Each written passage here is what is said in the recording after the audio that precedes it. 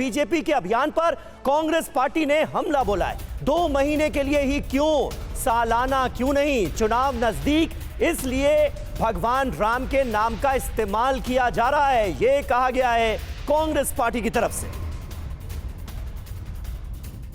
2 महीने के लिए क्यों, सालाना क्यों नहीं, जिंदगी भर के लिए क्यों नहीं?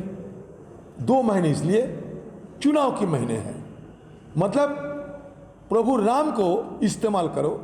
तो 2 महीना क्यों आप मौका दे रहे हो राम मंदिर दर्शन कराने के लिए? जिंदगी भर क्यों नहीं देते हो? आप मुफ्त में चावल गम देने की बात करते हैं, तो मुफ्त में राम मंदिर दर्शन कराने की क्यों बात नहीं करते?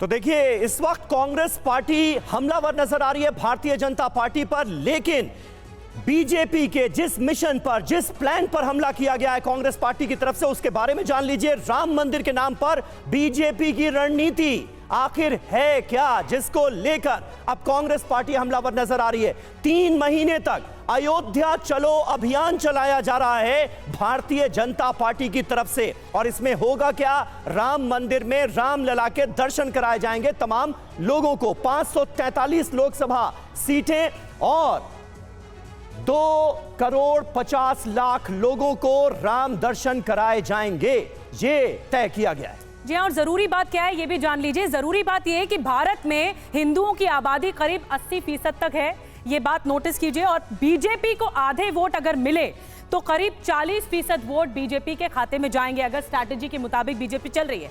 और 40% वोट मतलब बीजेपी की बड़ी जीत की गारंटी भी है। समीर, बिल्कुल बिल्कुल सही बात है, और इस बार तो 50% वोट हासिल करने का टारगेट लेकर बीजेपी चल रही है। यह बहुत बड़ा टारगेट है अनिला जी, ये हम सब जानते हैं, 38% से 50% वोट का।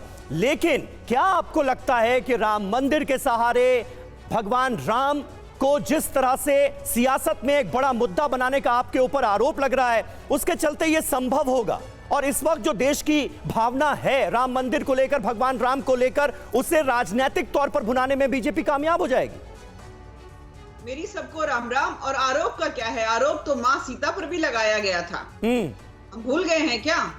जो राक्षस प्रवृत्ति के लोग होते हैं वो शुद्ध स्वच्छ व्यक्तित्व के ऊपर हमेशा आरोप लगाते हैं। तो आरोप लगाने दीजिए इनको, इनका काम है आरोप लगाना, हमारा काम है काम करना।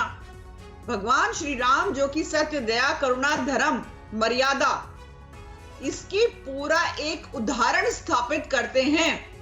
उस महान देवता, उस महान, अगर मैं मनुष्य के रूप में लूं तो उस महान व्यक्तित्व का अगर थोड़ा सा परछावा इन लोगों के ऊपर पड़ जाता तो शायद इस प्रकार की बातें नहीं करते। परंतु जिसकी जैसी भावना है उनको बात कर लेने दीजिए।